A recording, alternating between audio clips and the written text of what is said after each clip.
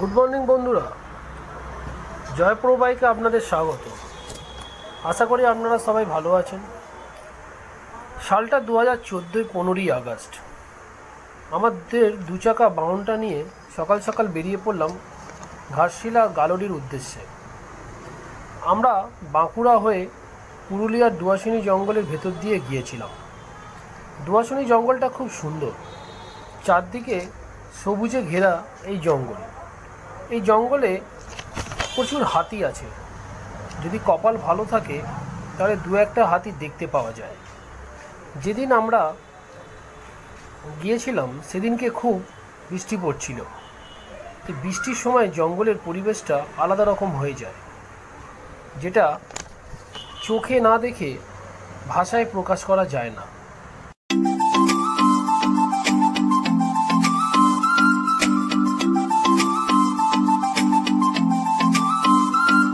জঙ্গলের ভেতর দিয়ে যাওয়ার সময় প্রচুর পশু পাখির আওয়াজ শুনতে পাচ্ছি, তাই আমরা কিছুক্ষণ জঙ্গলের ভেতর ছবি তোলার জন্য দাঁড়ালাম।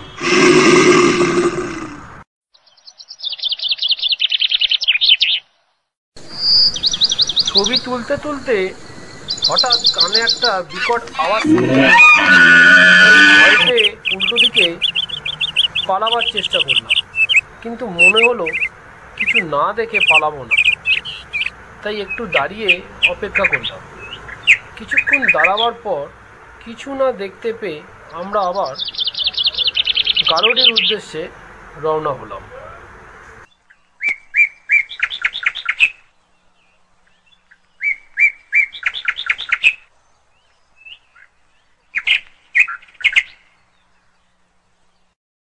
অবশেষে এসে পৌঁছালাম গালডি রিসর্টে।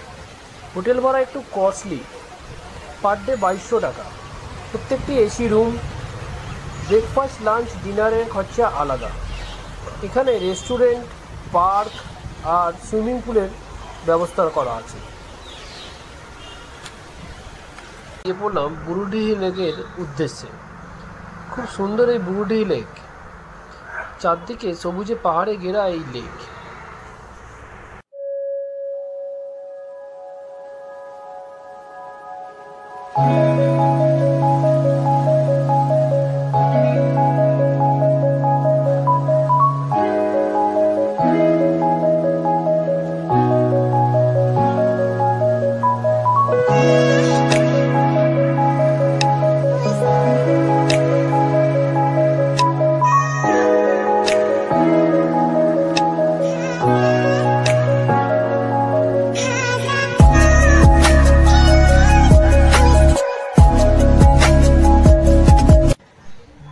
বুরুডি লেক দেখে আমরা চলে এলাম নরওয়ে পাহাড়ের দিকে। এই জায়গাটা চারদিকে পাহাড়ে ঘেরা। এখানে প্রচুর পাথরের টিলা রয়েছে। এই জায়গাটা দেখে মনে হয় ক্যালিফোর্নিয়া রক্সের মতো।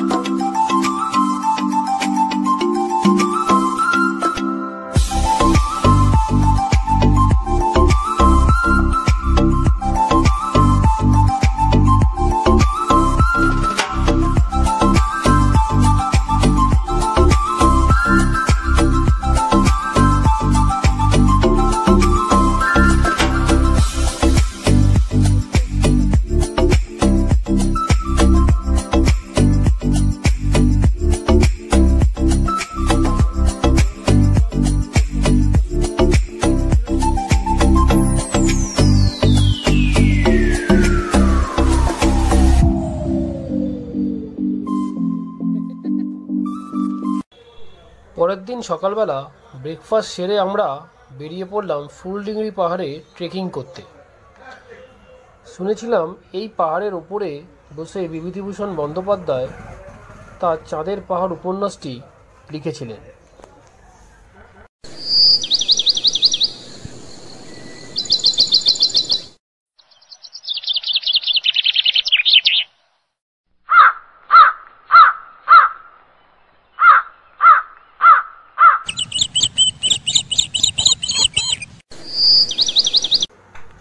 অবশেষে আমরা প্রায় 1 ঘন্টা ট্রেকিং করে পাহাড়ের চূড়ায় এসে পৌঁছালাম। এখানে একটি পাথরের শিব মন্দির আছে। এই মন্দিরের ভেতরে এক পুরোহিত মশাই আমাদের পুজোর ব্যবস্থা করে দিলেন।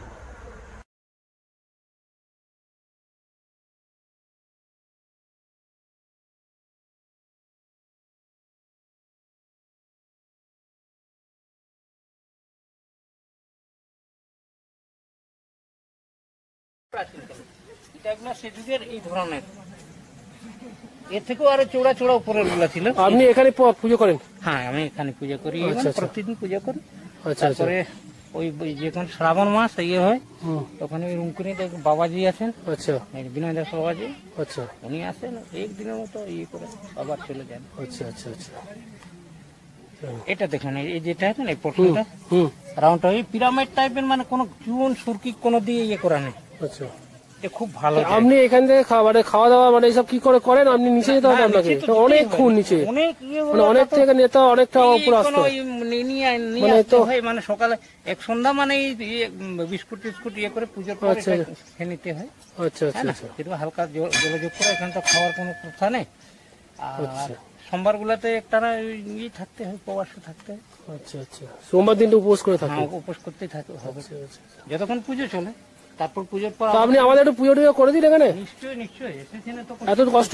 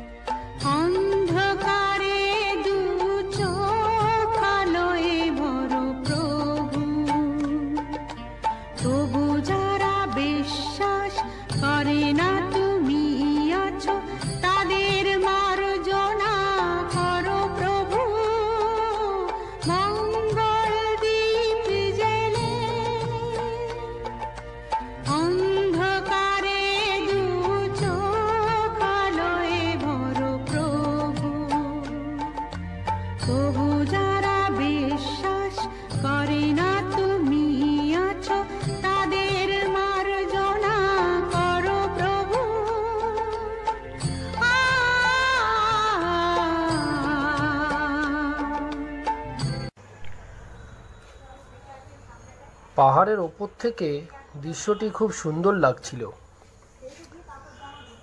আমাদের পুজো শেষ হতে হতে দুপুর হয়ে গেল।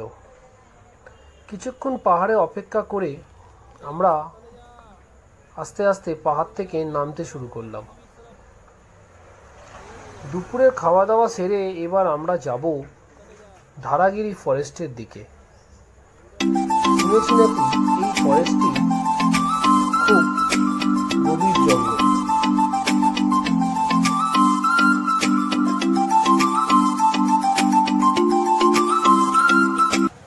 ধারাগিরি ফরেস্টের দিকে যেতে যেতে একটা আদিবাসী লোককে দেখতে পেলাম। দেখি লোকটি গাছের ওপরে উঠছে। খুব কৌতূহল হয়ে লোকটিকে জিজ্ঞেস করলাম,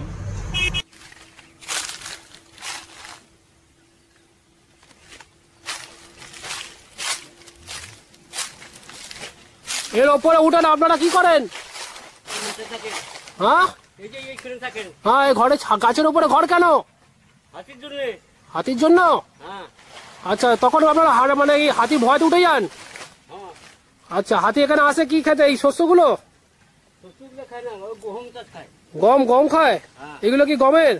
আচ্ছা, এগুলো গম চাষ। আচ্ছা, সর্ষে। গম কোথায়? আচ্ছা, ওদিকে গম। হ্যাঁ। আচ্ছা, আপনারা এই গাছে উঠে এখানে ঘরটা বানিয়েছেন এই গাছে থাকার জন্য? গাছে থাকার জন্য। আচ্ছা, তো আপনাদের এই অসুবিধা, হাতি এখানে অ্যাটাক করে না এই ঘরের উপরে?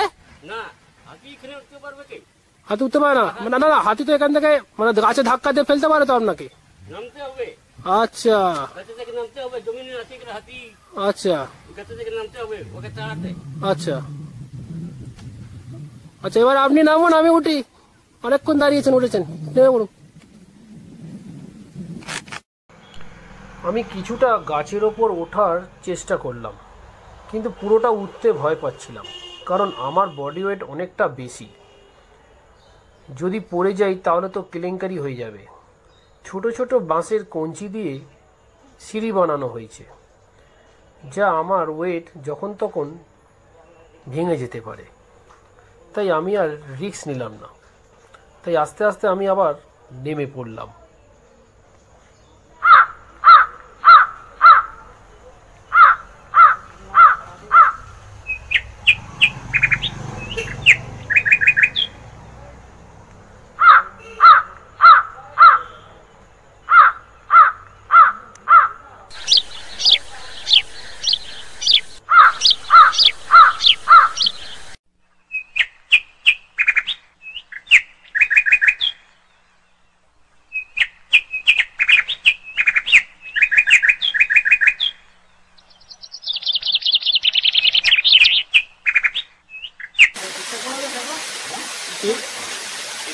এই ঝর্ণাটার নাম হচ্ছে ধারাগিরি ঝর্ণা।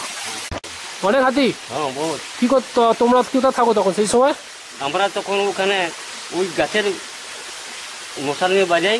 আচ্ছা চারদিক দিয়ে ঝনঝনি করে বাজাই। আচ্ছা, আমাকে ভাগাবার জন্য পাহাড়ে উঠে যাও। তো তোমার তখন ভয় লাগে না? আর একজন নাই তো, গোটা গ্রামের লোক বেরাতে হবে।